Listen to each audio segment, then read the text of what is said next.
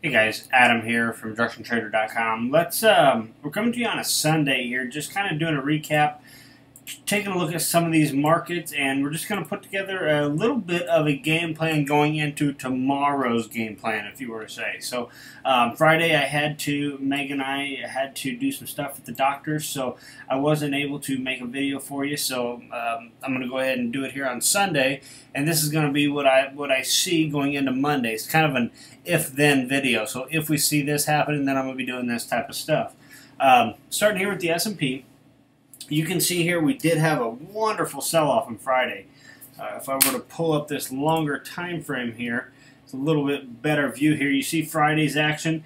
As the market opened up here, we kind of just consolidated, but more importantly, we really had a nice sell-off here into the close on the stock index futures. So that was something very interesting to see going into the close on Friday after we had that nice pop-up on Thursday. As you see here, this is a daily chart. Let me just blow this up so we can see it a little better.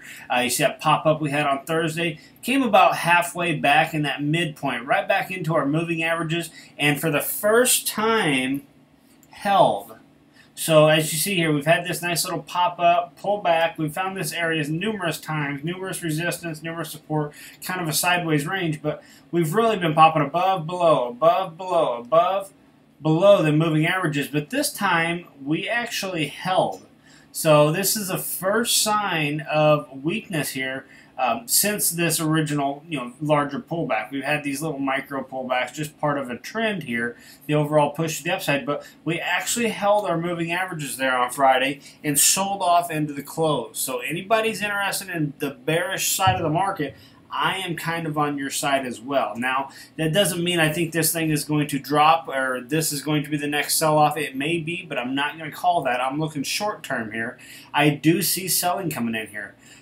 Coming into Monday, I'm going to be very cautious to make sure we can break through these lows. If we can get through them lows, the first area I'm looking for here is just above the 60s. And then again, if we sell off some more, just above the 30s here for the next target. So we do have some downside opportunity. If we are the important part of this is if we are able to break through them lows here going into tomorrow, I'm pretty much only going to be looking to the short side. But on that side note, if we come in and some reason the buyers are defending this area again, which the reason I don't think that is because we've showed signs here of selling off, some good selling pressure, some more momentum to the downside here. But if we do get a bounce, not a big deal. Remember, this is an if-then video. If we get a bounce here, we can play that because we got to play it just like we played it here and here and here. We're looking for short-term bias. That's the reason it's great to be a day trader. We can take these short opportunities. We just use our anchor chart and our trading time frame and make sure the momentum is in our direction here on Monday to the long side. And the only thing I would suggest you avoid, previous day's highs. So if we do happen to get the buyers in here, I think it could be okay for you to be a day trader and buy in this market simply because we are at support here. The only thing I would avoid are them previous day's highs. If you get through them, then you can go ahead and continue trading to the upside. So get micros to the long side. But the reason I started off by talking about the short side is because of that selling, because of us holding this midpoint for the first time, and that selling into Friday's close was encouraging that maybe we can see some more downside pressure here in the stock index futures. So there's what I'm looking for on the S&Ps going into tomorrow. I'll quickly go through the other indexes. Here's the Russell, much of the same. As you can see, a nice sell-off into the close on Friday. The NASDAQ, let me pull up the NASDAQ here for us.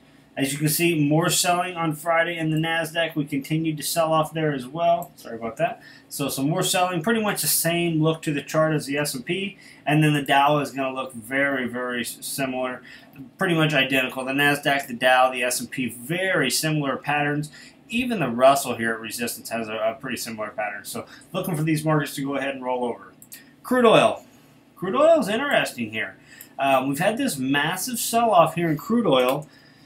But on Friday, man, we had quite the pop up here. We came right up into a resistance. So going into tomorrow, I'm going to be watching that previous day's highs. If we're able to push through the previous day's highs, I'm going to look to push this thing up to that 56 range. If we can get this thing through Friday's highs, look to push it up towards this 56 range. If this thing chooses that, man, these buyers just are not there, then there's a good chance you're going to get a retest of these lows. You're going to get some more selling here. But one thing to note is we have had a pretty good divergence here wrapping up over the last month or so. You see, we're definitely making new lower lows and whatnot, but we do have the MACD making a little bit of a divergence here to the upside. So any chance that we can, from a short-term perspective, to get a bounce up towards these 56s, I'm going to look to possibly look to dive into that opportunity. So watch them previous day's highs. If we can get above them, my next area is going to be them 56, that 56 level here on the crude oil. And let's go here with the euro. What I want to touch on the euro, it's something we talk about in the room every day in our morning plan. We've been talking about it with the crude for this whole drop in crude, this crazy drop in crude, watching them previous day's levels. In a big down move here, as you see here, we've had a nice little push up here, but we're watching them previous day's lows. Anytime we break through the previous day's lows, start going with it, because it tanks and tanks and tanks and tanks and tanks. But if it doesn't break them previous day's lows, then you may be looking at one of these little pullbacks or these consolidations. And it may not look like much, but as a day trader, this provides some of the best trading opportunities for us and to get opportunities. So now that you see we've had a little pullback here in the euro, do I think that we're going to pull back further? You know, I don't know here. This is really one of them. Let's watch and see what it does. If we break through the previous day's lows, go with it. We're still in a trend. There's no divergence. Everything is still pointing to the downside. You know, a lot of people say, well, you know, in this move over, it's overextended. Yeah, you know, it looks overextended. The MACD is extremely overextended, but you know what? It was overextended here and here and here. You know, and we didn't fight all this. We didn't fight it. It kept dropping. So basically, what I'm trying to say is keep trading what you see, not what you think is going to happen in the market. So in these big moves like we're having here in the euro and the crude oil, watch that previous day's low. If we can break through the previous day's low, go with it.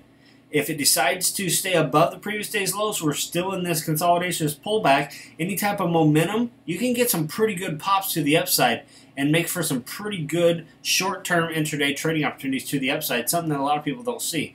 But then as soon as it starts to roll over, definitely jump on board and don't be fighting against it. Go ahead. If it drops down below that previous day's low, don't be the guy that's trying to buy it up. Go ahead and just accept it and go with them markets. The same thing kind of goes with crude, but crude has a little divergence as we've seen.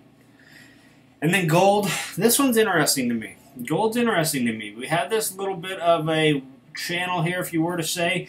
I don't know what happened. I had it drawn, but I guess it fell off here. But anyways, we popped up here. We pulled back to some support. There's no doubt about that. And we got a pop here on Friday. Now, originally, I was looking for it to pull on back down to these 1220s. But after Friday, I'm a little bit questionable.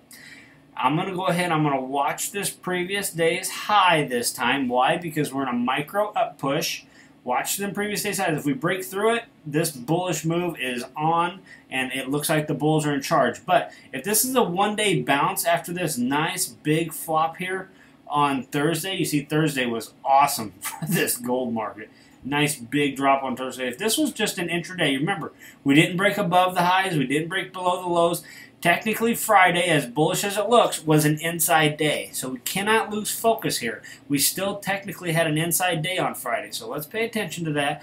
If we can start to roll over, I am going to look for it to test down at these 1220s before getting another possible bounce here. So I am going to go ahead and be bullish though if we can start pushing above the highs and pushing back up. But if we're not able to push above the previous day's highs or Friday's highs, look for this thing to possibly have a chance to roll back over though. So gold, I'm a little bit more 50-50 on. I'm not sure what to think about it yet. So luckily, from a short-term perspective here, we can go ahead and wait for the market to open up. Let it tell us what it wants to do, if it wants to continue higher, if it wants to start dropping down towards the 1220s.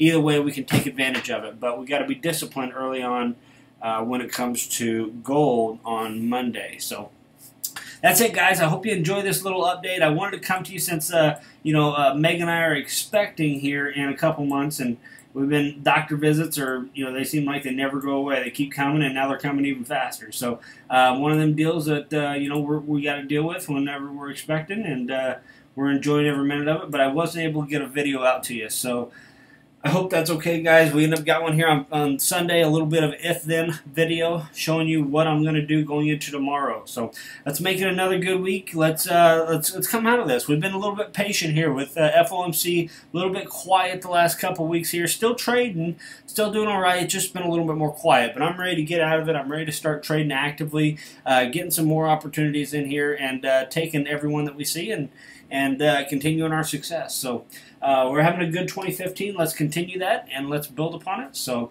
if you have any questions, guys, go ahead, get a hold of me, adam@directiontrader.com. You can leave a comment below this video. I am the one that will respond to that, so I'll be getting it personally. But go ahead and get a hold of me if you need to. If not, thanks for watching, and I'll see you in tomorrow's video.